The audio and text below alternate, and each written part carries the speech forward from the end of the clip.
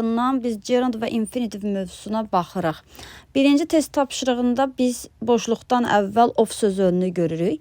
Əgər biz cümlədə, yəni boşluqdan əvvəl söz önü görürüksə, ondan sonra gerund olan variantı seçməliyik. B variantı doğrudur.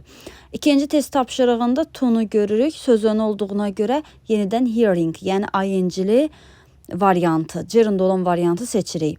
3-də eyni qayda ilə by söz önü var və watching-i seçirik. Dördüncü test tapşırığı isə birinci hissədə gəlməlidir.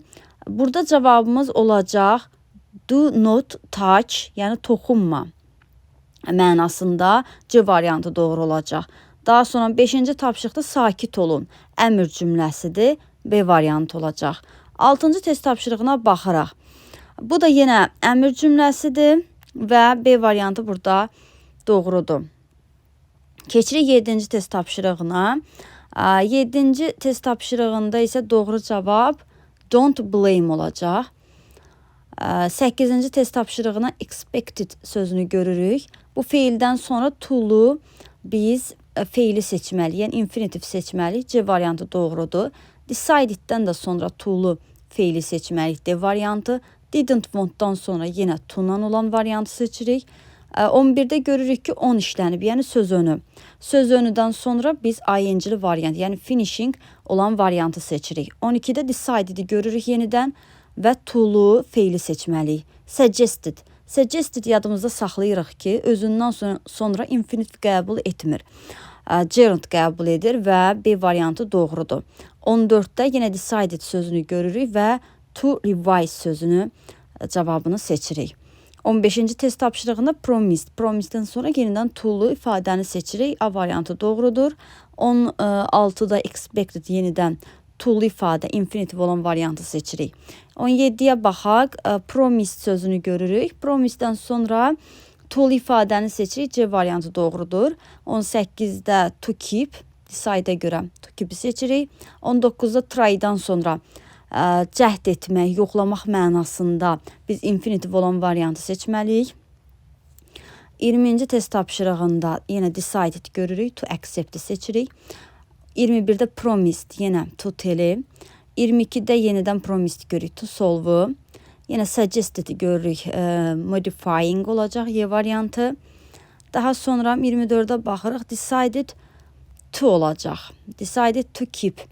25-də promised to ensure. 26-da tried, nəysə yoxlamaq, try to solve the problem. 27-yə baxırıq, yenə promised görürük, to testi seçirik, B variantını. 28-ə baxırıq, failed görürük, faildən sonra biz to'lu ifadə olan feili seçirik, to və üstə gəl digər feil.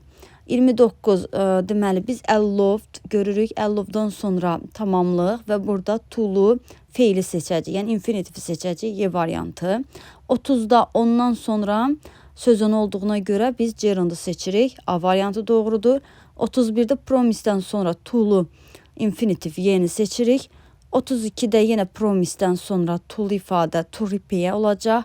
33-də do you remember, xatırlayırsan?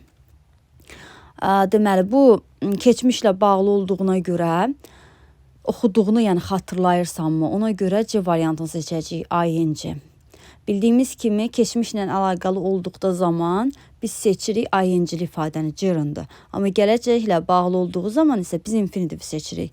34-də baxırıq, about'u görür. About sözündən sonra doing-i seçirik, A variantı doğrudur. 35-də yenidən preposition görürük, sözünü.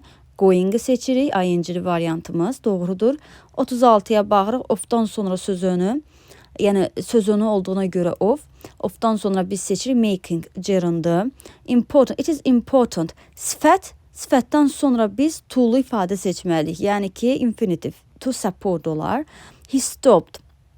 Deməli, müəllimin gəldiyini görəndə o danışmağı, söhbət etməyi dayandırdı. Bir şeyi dayandırırsa talking, ing artırırıq.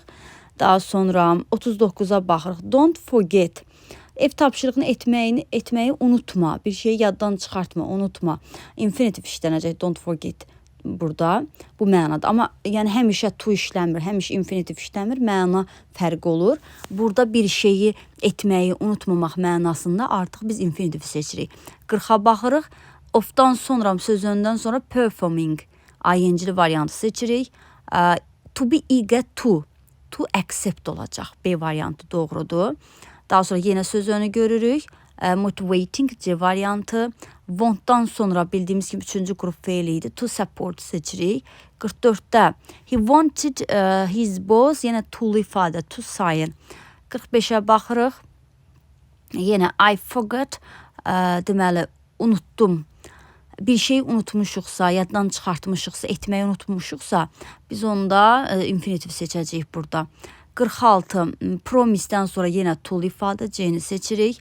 47-də interested in sözünüdən sonra gerundu seçirik. 48-də she forgot, deməli yenidən unutmaqla bağlıdır.